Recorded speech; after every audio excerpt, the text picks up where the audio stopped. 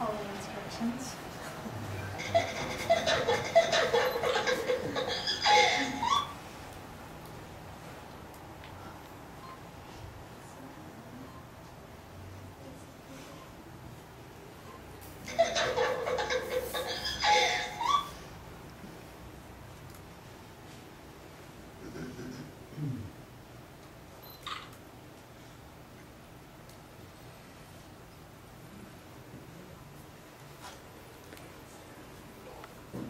Has everyone got a chance to kind of like see it?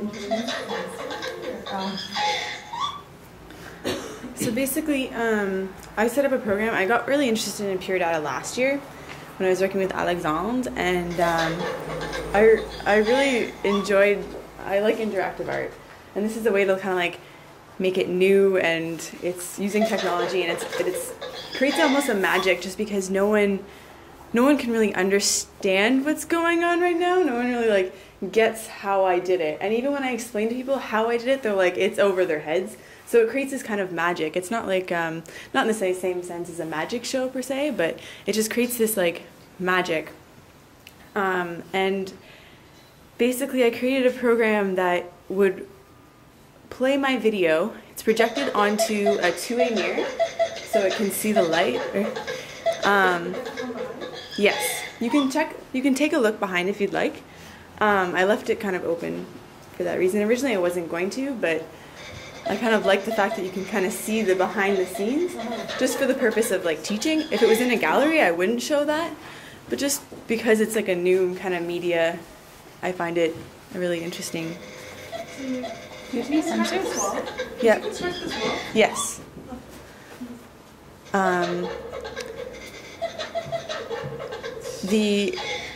It's kind of eerie. I created a program that at random it would switch between the two videos. So both videos are playing simultaneously, but on top of each other, and it switches from one video to the other with like the fading. And at random, it picks a random number, like it's a object, we call it on Pure Data, so that you can't ever predict. You can't be like, okay, 1, 2, 3, 4, 5, 1, 2, you know what I mean? Like I didn't want that prediction. I wanted to make it so it almost had its own mind in that way, so it's more human to like try to play you and kind of things. Basically the sensor is turned on when it is at stop. So if anyone's moving in the space more than once, it triggers it, so it creates this like annoying like sound, so people kind of like go, oh, what did I do? And they stop. I was going to do like a crying, but I found that the baby cry just didn't portray exactly what I wanted to do, and I kind of like this repetitive, like I almost tried to create like a cry with the laughter, because it's the beginning of the laughter. It's just the 1 second of like, no, not even a second, the one little like beat of the laughter. So the only time that it actually, like it'll always play all the way through the laughter sound. So you still get that joy in there, but it's just this like repeated like, you know what I mean? So it's just like annoying sound, but. And I get that sense of like the youth and the playfulness, but also the kind of supernatural and stuff. We tried to create like, this is my version almost of like an Alice in Wonderland figure. There's so many different like relatable figures to like people in the mirrors. There's like specifically like princess movies. If you think of like Snow White and like who's the fairest of them all, and like Alice in Wonderland going through the, like she's not a princess, but it's the same kind of idea. It's these like story tales, or like fairy tales. So I really like this fact, and it kind of all started with, you guys know Max Dean, his work? He's got that table that like moves in the room. It's called Childhood. It plays with you. And I really liked that table. Like, it's never working though in the National Gallery, and that's because media works that way. Like, it's never going to work 100% of the time. I was like crossing my fingers and like, please, just work for the crit. After that, it can die. But like, because I can always fix it later. But like, in the state of panic at a crit, you're just like, ah.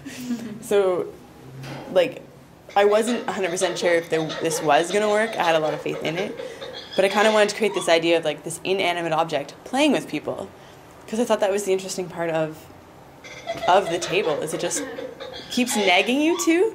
So like if you decide to turn around and walk away, it'll still like do that sob and cry at you because you're moving, right? So as soon as you enter the space, you're kind of trapped in here for a bit until you like ignore it and leave, or unless you like do it while it's doing the come movement, because when it's doing the come movement, you can move around freely. As soon as it starts to stop, that's when you get that. So does it change on its own at times, or is it completely run by the sensor? What do you mean? Well, like... Oh no, the video itself is not run by the sensor. The video is actually separate. The only thing that's run by the sensor is the sound. Is the sound, okay. What's run, the video itself is just for... The video's on a loop, but as you said, it has very... Yeah, like it's two simultaneous...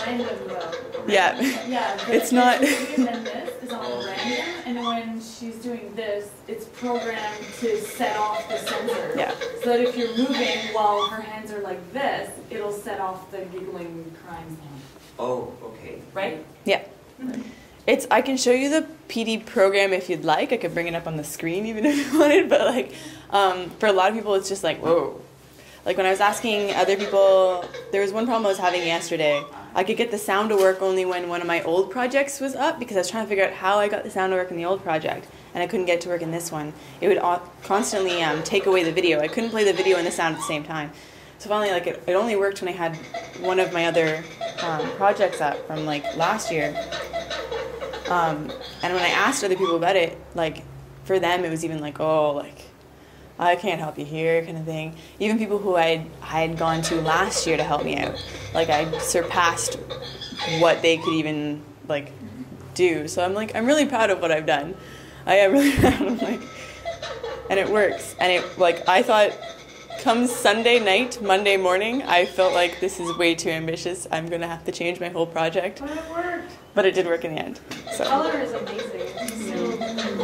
I did saturate it. I filmed it upstairs in the lighting studio, and I made it as black as I possibly could in the background, but I wanted that like childhood like color to come through, and that like almost, I didn't quite want it to look fake, but I want it to give that like definite like it's been altered a little look, like it's not real. But I didn't want it to be cartoon, I guess is what I'm saying. So.